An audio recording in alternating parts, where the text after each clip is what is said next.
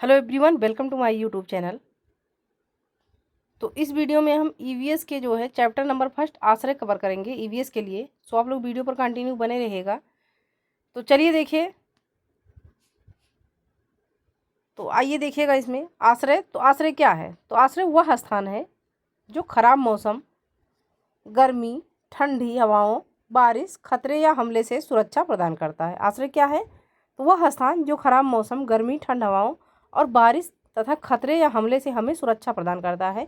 जैसे कि हमारा एक अस्थाई घर हो गया, हमारा जो है तो एक अस्थाई घर हो गया जो कि हर एक मौसम से हमारी सुरक्षा करता है। तो हमारे लिए क्या है? आश्रय है। तो कहने का तात्पर्य यही है कि आश्रय वह स्थान है जो खराब मौसम, गर्मी, ठंड हवाओं, बारिश, खतरे या हमले से सुरक्षा प्रदान करता है। तो वो आश्रय कहलाता है।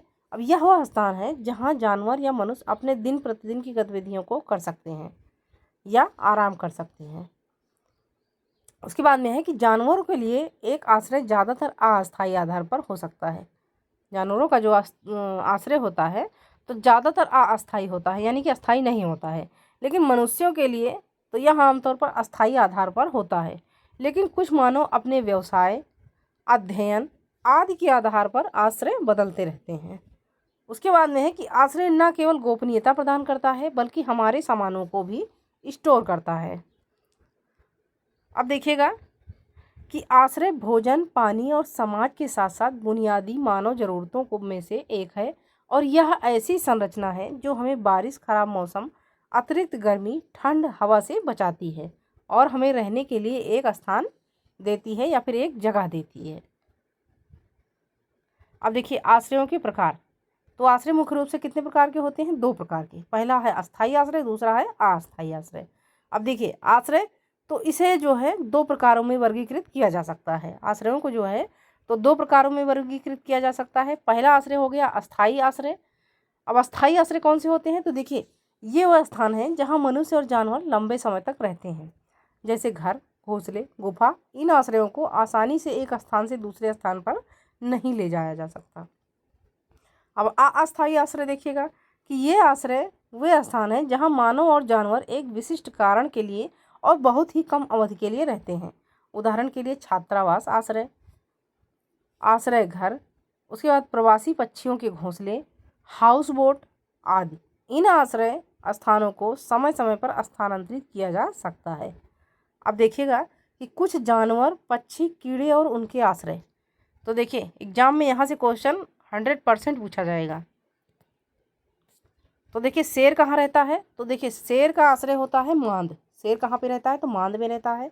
अब देखिए कुत्ता और बकरी, तो कुत्ता घर में, और भेड़ तो भेड़ रहती है बाड़ा में। उसके बाद में है कि मुर्गी, तो मुर्गी दरबा में रहती है। घोड़ा और गधा, तो घोड़े और गधे जो रहते हैं इनका आश्रय होता है अस्तबल। उसके बाद अगला वाला देखिए कि सुअर, तो सुअर कहाँ रहती है? इसका आश्रय होता है स्टाई या पिगसिटी। सुअर का आश्रय क्या होता है? तो स्टाई या पिगसिटी। उसके बाद खरगोश का, तो खरगोश का आश्रय होता है मांद। मगरमच्छ का आश्रय देखिए तो पानी या पानी के किनारों की भूमि होती है। और मकड़ी, तो मकड़ी का आश्रय जाला होता है, खुद ही अपना घर बनाती है। देखिए जो आपके घरों में जो है तो मकड़ी जाला लगाई रहती है, तो वो मकड़ी का आश्रय होता है। अब देखिएगा अगला वाला कि दीमक, तो दीमक कहाँ पे रहते हैं? पेड़ के तने और बिल में रहते हैं। दीमक का आश्रय कहाँ है? तो पेड़ के तने और बिल पर। उसके बाद देखिए कि चींटी, तो चींटी भूमियों पर रेंगना या बिल में रहती हैं। मधुमक्खी का आश्रय तो छत्ता होता है, यानी मधुमक्खियों का छत्ता जो है तो ये मधुमक्खी का आश्रय कहलाता है। अब देखिएगा केचुआ और बिच्छू, तो केचुआ और बिच्छू कहाँ रहते हैं? तो ये मिट्टी में जो है रहते हैं। मिट्टी में बिल बनाकर केचुआ और बिच्छू रहते हैं। उसके बाद में है कि विभिन्न प्रकार के जानवरों के पास विभिन्न स्थानों के आश्रय होते हैं। विभिन्न प्रकार के जानवरों के पास कैसे आश्रय होते हैं? तो विभिन्न स्थानों के आश्रय होते हैं जहाँ वे रहते हैं। उनमें से कुछ हैं स्थलीय जानवर। स्थलीय यानी ज़मीन पर रहने वाले जानवर। देखें कि ये जानवर मनुष्यों के साथ भूमि पर रहते हैं, जैसे गाय, भैंस, घोड़े और शेर, बाघ, भेड़िया आदि जो है तो जंगलों और गुफाओं में रहते हैं। कौन कौन मनुष्यों के साथ रहते हैं? तो गाय, भैंस, घोड़े। और जंगलों और गुफाओं में रहने वाले, तो जंगलों और गुफाओं में रहने वाले हैं शेर, बाघ, भेड़िया आदि जो है तो ये जंगलों और गुफाओं में रहते हैं, लेकिन स्थलीय ये भी जानवर होते हैं। उसके बाद देखिए कि आकाशीय जानवर या वृक्षवासी। तो देखिए वृक्षवासी जानवर जैसे कि बंदर पक्षी ऐप आदि जैसे जानवर पेड़ पर रहते हैं, जबकि पक्षियों में जैसे आकाशीय जानवर पेड़ पर घोंसले में रहते हैं। अब देखिएगा अगला कि पक्षी और उनके आश्रय। तो देखिए पक्षी और उनके आश्रय से मान लीजिए क्वेश्चन पूछा जाता है। तो देखिए यह पक्षी पेड़ के शीर्ष पर, भारतीय रॉबिन जो होता है, तो भारतीय रॉबिन कहाँ पे रहता है? तो यह पक्षी जो है पेड़ की शीर्ष पर घास, जड़, ऊन, बाल और सूती ऊनी के साथ घोंसला बनाता है और पत्थर के बीच अंडे देता है। कौन सा पक्षी? तो रॉबिन पक्षी। रॉबिन पक्षी जो होता है तो ये घास, जड़, ऊन, बाल और सूती ऊन के साथ घोंसला बनाता है और पत्थर के बीच में अंडा देता है। अब इसका आश्रय हो गया रॉबिन पक्षी का आश्रय। उसके बाद कौवा का आश्रय देखिएगा। तो देखिए कौवा का आश्रय है कि यह पेड़ के शीर्ष पर घोंसला बनाता है और जो घोंसला बनाने में तार, लकड़ी, घास और टहनियों का उपयोग करता है। अब कोयल का आश्रय देखिए। तो कोयल जो है अपना घोंसला कभी नहीं बनाती है। कोयल अपने घोंसले को नहीं बनाती है और यह कौवा के घोंसले में अंडे देती है। कौवा अपने स्वयं के अंडे के साथ साथ कोयल के अंडे को भी सेता है, यानी कोयल के अंडे को की भी रक्षा करता है कौवा। उसके बाद गौरैया या कबूतर का देखिए आश्रय। तो ये पक्षी आमतौर पर अपने घोंसले को हमारे घरों में अलमारी के शीर्ष पर, वेंटिलेटर आदि पर बनाते हैं। उसके बाद दर्जी पक्षी देखिए जाए। दर्जी पक्षी जिसको, तो देखिए इसका आश्रय, दर्जी पक्षी का आश्रय कहाँ है? तो यह अपनी चोंच का उपयोग अपने घोंसले को बनाने के लिए पत्तियों को सिलाई करने के लिए करता है और पत्तियों के गुंबद पर अंडे देता है। उसके बाद में है कि तुकटुकिया। तो तुकटुकिया पक्षी देखिए कि यह पेड़ के तने पर घोंसला बनाता है। कौन सा पक्षी? तो तुकटुकिया पक्षी। उसके बाद है कि कबूतर। तो कबूतर यह एक कैक्टस पौधे के कांटे के बीच या मेहंदी हेज में अपना घोंसला बनाता है। अब देखिए कि सनबर्ड। तो यह पेड़ की शाखाओं और घोंसले को लटकाकर अपना घोंसला बनाता है। कौन सा पक्षी? तो सनबर्ड पक्षी। इसका आश्रय कहाँ पर है? तो पेड़ की शाखाओं से घोंसले को लटकाकर अपना घोंसला बनाता है। अब बीवर पक्षी देखिएगा। तो बीवर पक्षी में नर बीवर पक्षी अंडे रखने के लिए अपनी मादा के लिए सुंदर बुना हुआ घोंसला बनाता है। कौन सा पक्षी घोंसला बनाता है? तो नर बीवर बनाता है। किसके लिए? तो अपनी मादा पक्षी के अंडे सेने के लिए एक सुंदर घोंसला बनाता है। अब देखिए भूमिगत जानवरों में तो चूहे, सांप, खरगोश, केचुए, बिच्छू जैसे जानवर का जीवन धरती के अंदर बिल में ही होता है। जलीय जानवरों में तो ये जानवर पानी में ही रहते हैं, यानी इनका आश्रय पानी ही है, जैसे कि मछली, मेढक, मगरमच्छ आदि। अब देखिए मानव आश्रयों में तो मानव आश्रय एक ऐसा स्थान है, देखिए कि मानव आश्रय एक ऐसा स्थान है जहाँ मनुष्य रहते हैं और एक मानव आश्रय को घर कहा जाता है। घर दो प्रकार का हो सकता है। पहला होता है कच्चा घर। तो ये घर लकड़ी, मिट्टी, भूसे आदि से बने हो सकते हैं। कच्चा घर जो है तो लकड़ी, मिट्टी और भूसे आदि से बने हो सकते हैं, उदाहरण के लिए झोपड़ी। उसके बाद पक्का घर। तो ये घर जो होते हैं कंक्रीट, ईंट, लोहा, लकड़ी इत्यादि से बना होता है, उदाहरण के लिए फ्लैट्स, बंगला इत्यादि। ये हो गए पक्के घर। अब देखिए कि विशिष्ट क्षेत्र के लिए विशिष्ट घर। तो देखिए कि विशिष्ट क्षेत्र के लिए विशिष्ट घर कैसे होते हैं। तो देखिए इसमें कि विशिष्ट क्षेत्रों के आधार पर विशिष्ट जलवायु या रहने की स्थिति होती है घर। अब मिट्टी से बने घर। तो ये घर मिट्टी, चारा, झाड़ियों, बादाम, लकड़ी, घास इत्यादि से बने होते हैं। अब इसमें देखिए कि ये घर आमतौर पर उन क्षेत्रों में पाए जाते हैं जहाँ अत्यधिक गर्म जलवायु होती है, तथा यह घर आमतौर पर राजस्थान के गांव में पाए जाते हैं ताकि गर्मी इसे पार ना सके। क्योंकि देखिए मिट्टी के घर जो बने होते हैं इनकी दीवारें बहुत मोटी मोटी होती हैं और छत जो होता है तो लकड़ियों का बना होता है, घास फूस का, तो छत भी काफ़ी मोटा होता है। तो इससे क्या होता है कि गर्मी नहीं लगती है। ऐसे घर जो होते हैं तो मिट्टी के घर ठंडे होते हैं पक्के घरों की अपेक्षा। तो जहाँ पे अत्यधिक गर्म जलवायु होती है तो वहाँ पे कौन से घर पाए जाते हैं? मिट्टी के घर पाए जाते हैं। उसके बाद पॉइंट नंबर 3 देखिएगा कि इन घरों को आमतौर पर कीड़ों से बचाने के लिए गाय, गोबर, मिट्टी के साथ चित्रित किया जाता है। गाय, गोबर तथा मिट्टी के साथ जो है चित्रित किया जाता है या फिर लीपा जाता है। पुताई होती है। अब देखिए लकड़ी और बांस से बने सदन, तो ये घर उन क्षेत्रों में पाए जाते हैं जहाँ भारी बारिश होती है।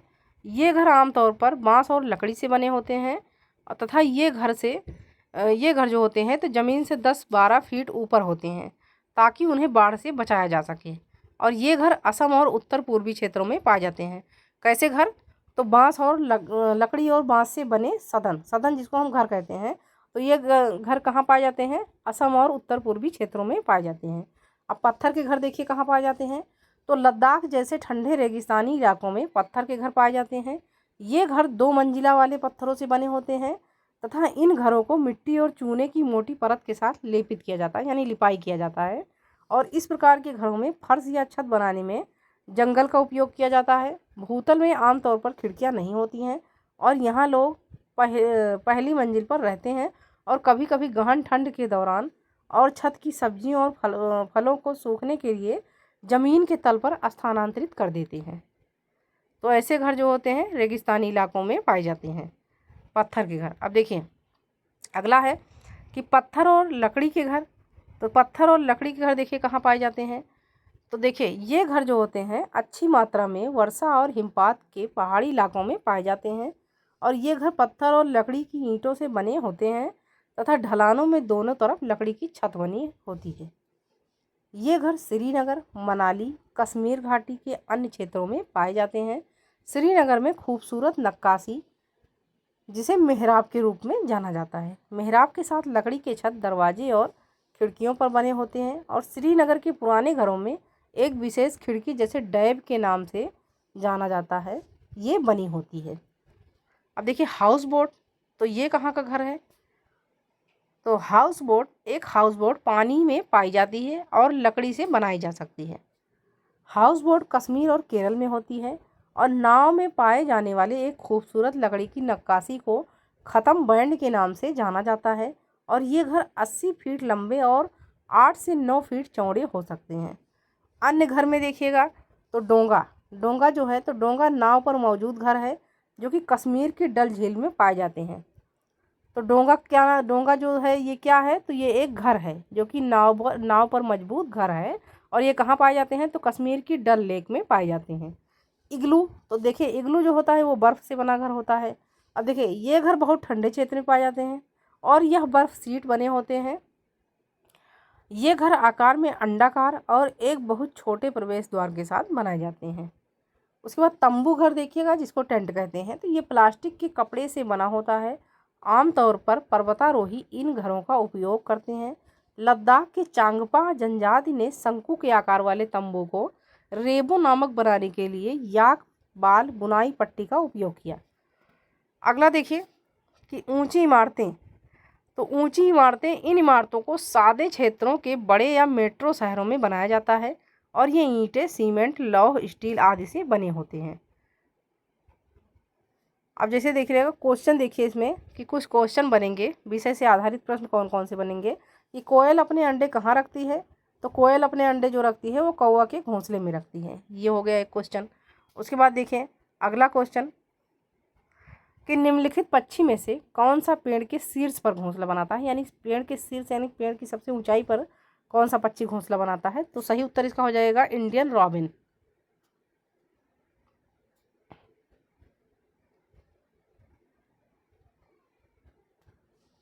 Indian robin.